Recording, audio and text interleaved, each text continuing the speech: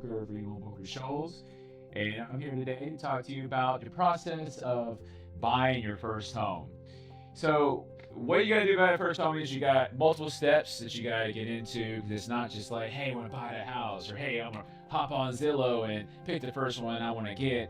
That is kind of the simplified version of it, but for you to do it properly, there are some things you need to take in consideration. Because I mean, this is the most important financial decision you're going to make for your life, in my opinion, of course. So you need to do it right, and you want to make sure you get it right the first time. Okay, that's what we're going to do today.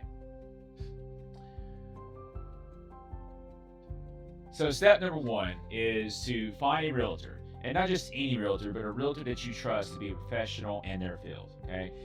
So why do you need a realtor? Well, they're going to be there from the beginning all the way until you get that key at that closing table at the end. And they are well in tune and professionals when it comes to the processes of buying that first home. Okay. So what's the realtor going to do? Well, they're going to make sure you get started. They're going to make sure that when you find a house that it's priced correctly. Because I mean, you got to make sure it's priced correctly. You don't want to overpay because you're overpaying for an asset that you get paid. And two as well is the inspections, the closing attorneys, and having these contacts too as well. I mean, yes, of course, we're in a Google age to where you can sit there and Google somebody or try to find this and that. But the problem is that when you do Google, you don't know if you're getting to the right people, and that's where your realtor is going to be like, hey, yeah, I mean, cool, Brian. Hey, who are you going to use? Okay, yeah, they seem very legitimate. Just to make sure that when those third parties that you bring in, it is valid people to use, as far as those things. But that is one of the main reasons why you're going to need a realtor. And as we go through these processes, you're also going to see like these are things that your realtor is going to be like, hey, this is what you can do, or this is where you can go from here. Okay. Okay, so you have done this first step. You found yourself a realtor, somebody that you trust to take care of you all the way to the end, somebody that is a true professional in the area. Now, what is the next step? Is it to go on Zillow? Is it to start going and looking at houses willy nilly and be like, oh man, now I get this? No. Your step two, your second step before you do all of that, and trust me, I know it's a exciting process, but your second step is to find yourself a lender. Not necessarily to use immediately, but to get you pre-qualified, okay? And so now what a pre-qualified letter is basically a letter from any lender. Like I said, just because you get pre-qualified letters, you have to use them. It's to tell you what you can afford on the loan, but also as well what kind of loans that you can get. I mean, which is also another important thing too as well, which we'll cover in another video as far as different types of loans. But so when you put an offer on a piece of property, you're going to have that pre-qualified letter. Now, if you're going after a property that is hot to try, you got multiple buyers on that, you don't want to have to take the time to go get pre-qualified at that time when somebody's like, hey, you know what, hey, they're ready to go, rock and roll, get this pre-qualified letter. Now, here's another thing too as well. It's not just for that reason too. So it's also lets you know what you can afford based on your debt to income ratio. As far as like your monthly payments, like hey, if you get a loan on a house of this is what your monthly payment is going to be, and then you're going to go and do your budget and be like, okay, you know what, I can afford this, because none of us wants to be what we like to call house poor. Whereas like you're struggling to make those payments, you have that nice house struggling to make those payments. So like I said, we just want to make sure that we get the right property for you based on your income. All right, so step one and step two have been taken care of. Now on to step three. And at that process, now is the fun part. That's to be looking at homes and to find that property that is for you. Okay? So what we're going to do is that you're going to go with your realtor and you're going to sit down with him and you're going to have a discussion. Now, this discussion is going to be like, this is what I'm looking for. This is what I need. This is what's going to fit my family. Now, that's going to be how many bedrooms do you need? Do you want multiple bathrooms? How many bathrooms? Do you want to be in HOA? Do you not want to be in HOA? Do you want to be in a city? Do you want to be in a county? Do you want land? Do you just want to be on this little small patch? All these things are needed for the realtor to be able to fine-tune the search for properties for you. That way we can get down to what you need. So that way you're not shifting through hundreds and hundreds of properties and you're like, oh, this is whatever. This is not where I need to be. It's not the school district I want. You're going to get a list from a realtor of 10, maybe 15 properties. You're like, hey, this fits what you told me. Go ahead and choose through here, and then we can go look at these properties, okay? Now, one of the biggest things that they're going to ask, of course, is going to be budget. Okay, what can you afford? What kind of price range do you want to stay in? Because that pre-qual letter is going to be like the tippity top. Well, you could be like, well, based on the payments of my tippity tops, we're not going to afford that. I want to go just a little bit less, or I want to go here, so that way we're comfortable in this house and we got money to pay for, right? You don't want to be house poor, right? So, which is perfectly fine.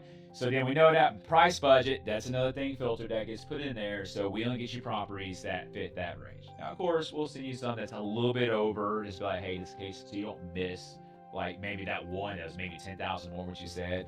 So that way you can make that a close decision. But we're not going to go like 50 or 60,000 over, because that's no point, right? It's going well above as far as your budget. And it's, and your set budget, right? As in like, hey, you got your pre-qual letter, like, we want to be here. We want to make sure that you're comfortable. We want to make sure that you find a property that speaks to you, okay?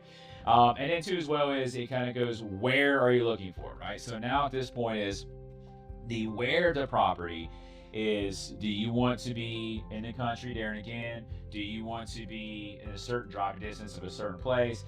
Is there a school district that you're trying to stay into? Let's say you got friends and family that go to a certain school district, you want your kids to go there, or that school is a phenomenal school. I mean, you do your research as far as that, and you're like, hey, this is the kind of parameters I want to be as far as that, or this little township, or this subdivision. You let us know that, and then we can find or fine tune our searches there to where you only get properties there. Now, if there's not enough, then of course we can expand out at that point to find something that's closer to what your ideal is there. Okay.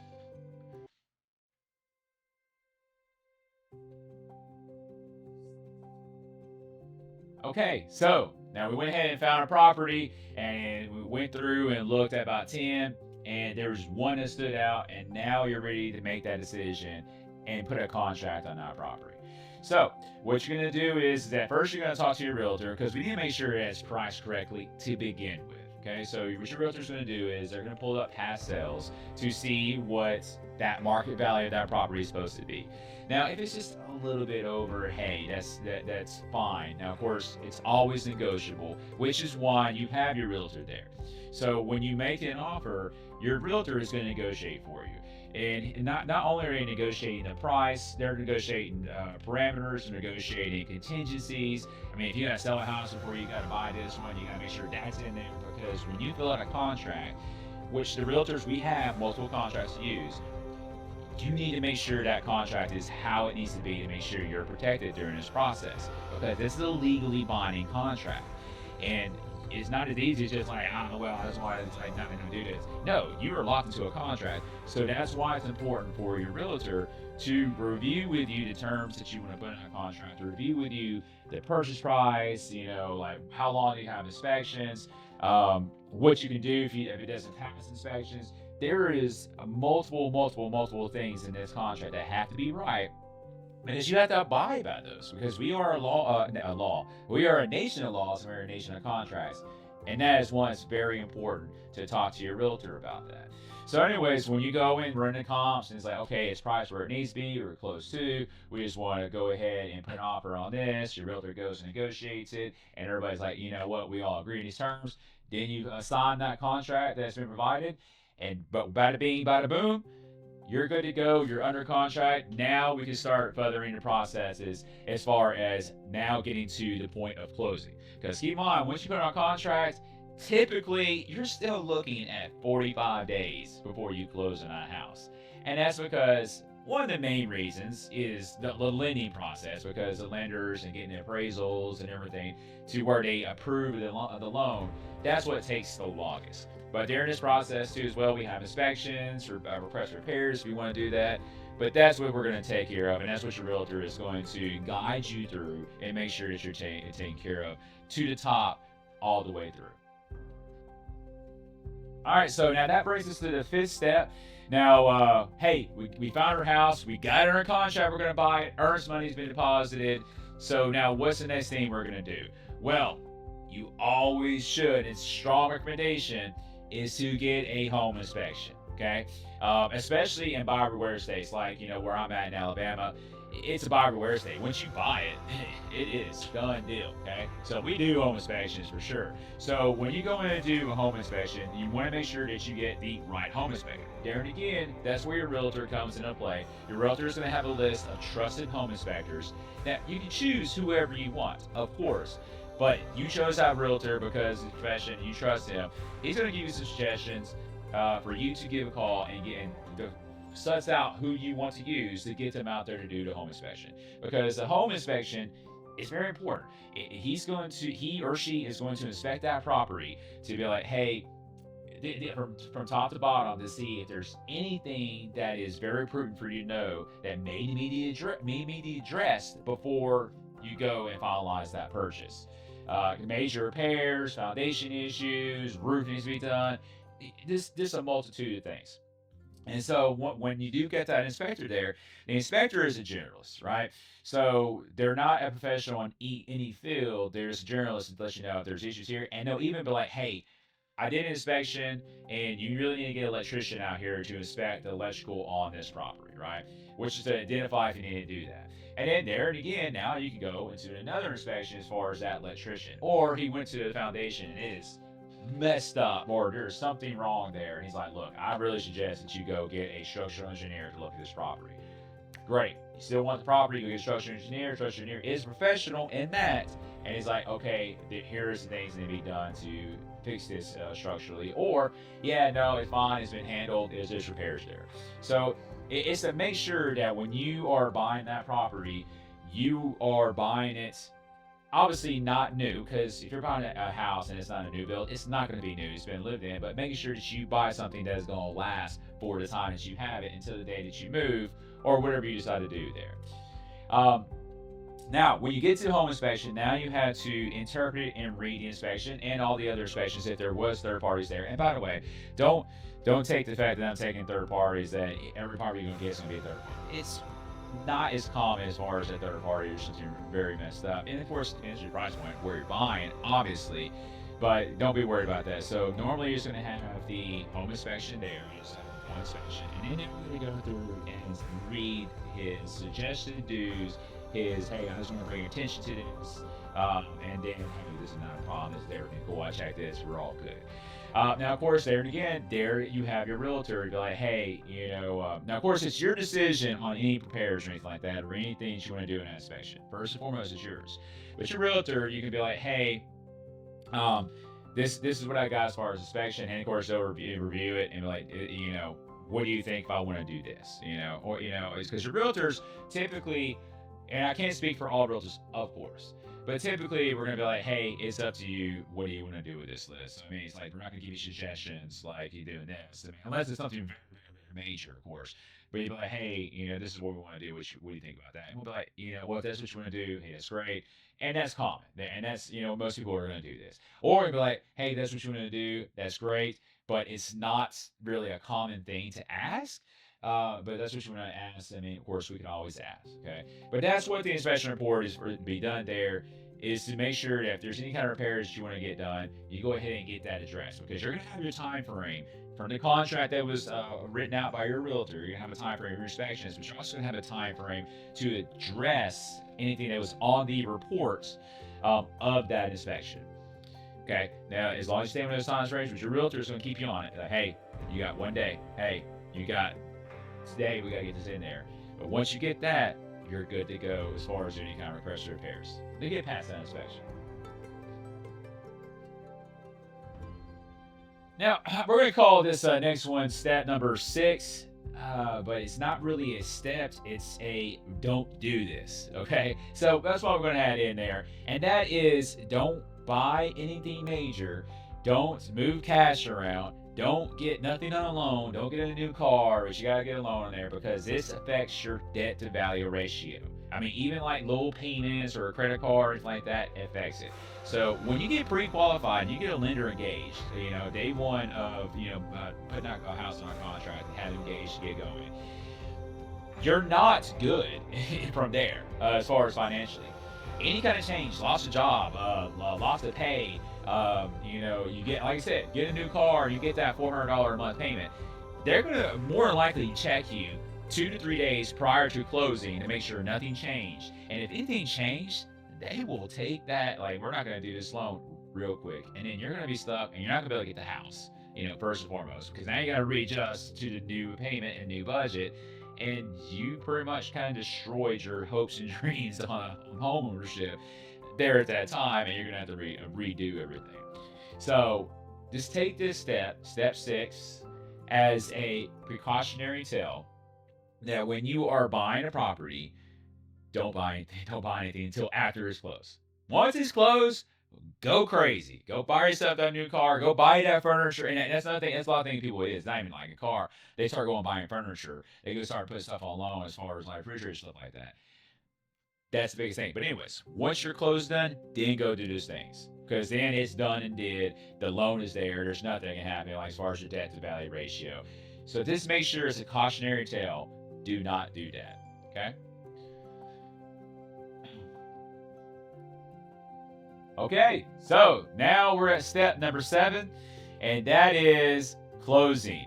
Now, closing is where you, the day of closing, that's where you go to the closing attorney or title company, whoever you're using's office, and then you sit down and they fill out the papers, you sign everything, and of course you're the buyer, so you sign your loan documents to get a secured loan on that property, and the seller gets paid, and deed is transferred over to you, and now, wham bam, you are now a proud homeowner of your first home or your 5th home.